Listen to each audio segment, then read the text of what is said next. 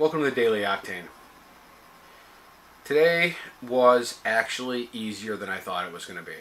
So, if you watched yesterday's vlog, I decided that I'm going to start ADF. What is ADF?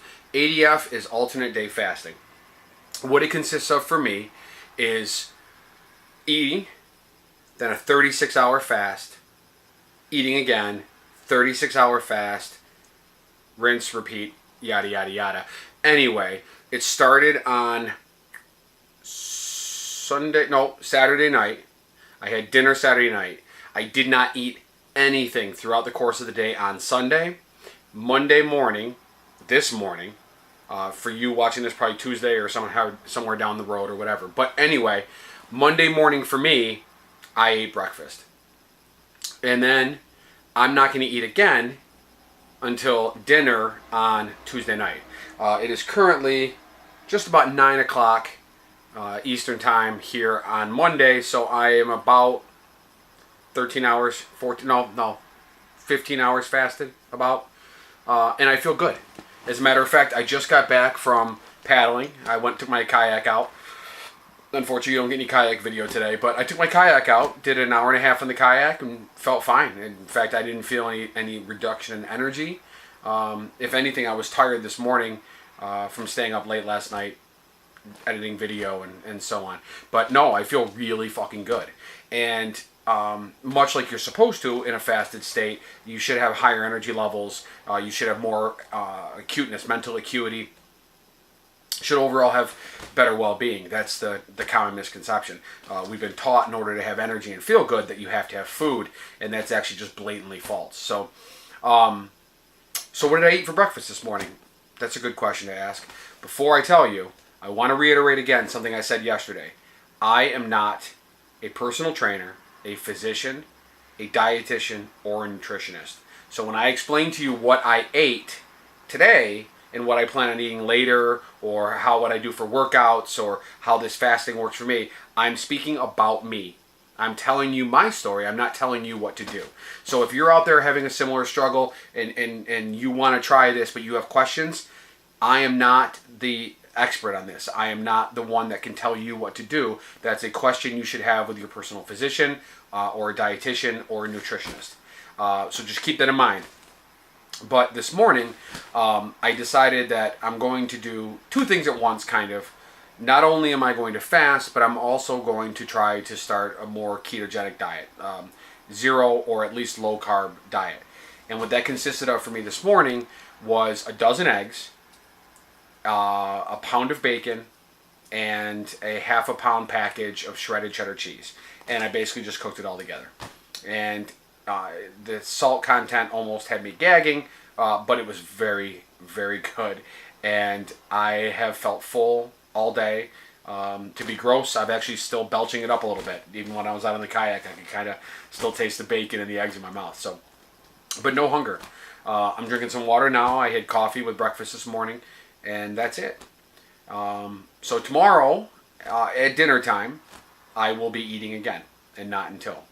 And I'm going to repeat this for a while. Now, like I said in yesterday's vlog, Scott the truck driver was my inspiration for this. He's done all the research, and he tells me a lot of things that he's doing, what's worked for him, what hasn't worked for him. And when he makes a change, I hear about it. So I'm kind of following from his lessons learned and applying it to my life. Another thing that I spoke about yesterday a little bit is that there's this improper message out. And I wanted to speak to that for just a moment. And then I'm going to call it a day.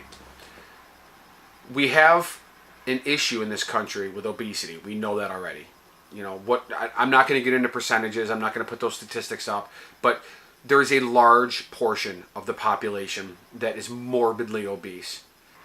While we have the issue, what's vitally important to understand is why we have that issue. And as much as it sounds like a conspiracy theory, it's because of our government. Now, I'm not saying that there's a big bad monster running the government or some Illuminati thing that whose overarching goal is to keep us fat. It's nothing like that at all. It's capitalism. It's capitalism, and it's carryovers from the Great Depression and from the Dust Bowl and from agreements we've made with other countries to provide them with seeds and corn and flour and so on. And the way that we farm and what is most equitable for farmers, and also stuff from World War II that I'll get into in a second, but primarily these farmers, is corn production and flour production. And so our foods are grain dense, corns, flours, and then of course sugar. These are the things that are making us fat. If you go back 60, 70, 80 years, the normal diet in America was not like it is today. It wasn't so carbohydrate dense. We're eating food that isn't food. It's candy that made to look like food. And if you go into a restaurant, which I eat in restaurants often, my schedule kind of dictates it. When you eat in a restaurant, you're getting tons of sugar. You're getting tons of salt to season the foods to make them palatable. Not that they wouldn't be good otherwise, but we've trained our palates to require sugar and salt just to taste good. And like Scott the truck driver loves to dig in on is soda. Soda's become a staple of our hydration with meals. You have dinner and you drink a Coke, you know, and then don't even get me started on the people that drink Mountain Dew or the other energy drinks, Monsters and stuff like that. That's pure poison. Now, I'm guilty of drinking them in my past. You know, I drink a soda occasionally. I have them with dinner sometimes. And that's one of the reasons why I've put the weight back on from where I was a few years ago. So, sugar is a big thing. The other thing that is a poison on us comes out of World War II. In World War II, we had all these troops in Europe and Asia fighting the World War, and we had to feed them. So these corporations transferred their food production to mass produce these foods for our soldiers. And when the war was over, their assembly lines and their trained staff were set up to make these foods. And thus was born the TV dinner and frozen foods and high processed foods, foods that have shelf lives of 20 or 30 years. And that was done because of commerce. You know, a lot of these decisions are dictated by money and who gets wealthy off of what. And the loser in all of this is the American. The standard American diet was changed to incorporate grains and dairy. That is not what the human stomach is designed to take in, nor is our intestinal tract able to absorb a lot of the foods that we eat. And they just get passed through and we shit them out. But in the process of passing them through and shitting them out, our liver is also turning out all the fat. And so that's what happens. Now, I'm a firm believer, not necessarily in paleo, but when you think about what was ancient human doing, what was the savannah man that came out of the trees, what was he subsisting on? Because in 50,000 years, human evolution has not really traveled that far. Our stomachs are still the same. I was talking with a client today. One of the things that's changing is our jaw. Our jaw is getting smaller because we're no longer being forced to chew like we used to. Processed foods, primarily grains and lots of dairy, cheeses, and so on. Our jaw does not need to chew the way it used to, so it's getting smaller. We're having more problem with wisdom teeth. We're having more problems with our palates falling back, having sleep apnea, snoring, things that are actually unhealthy, that can promote cancer, that can promote all kinds of heart disease and other things like that, let alone our high-fat diets, you know, and the high-carbohydrate diets. Now, good dietary fat is not bad for you, but a lot of stuff has trans fats, and that's deadly. So, ranting on with this, there's a reason why we're fat. And over the next few days, I'm going to get into more detail on some of these things, but just know that into my second day of fasting, I feel fantastic. So, one thing I'm going to do every day going forward is I'm going to have one side of the screen show what I look like on day one, and then next to that will be that current day's body image, if you will.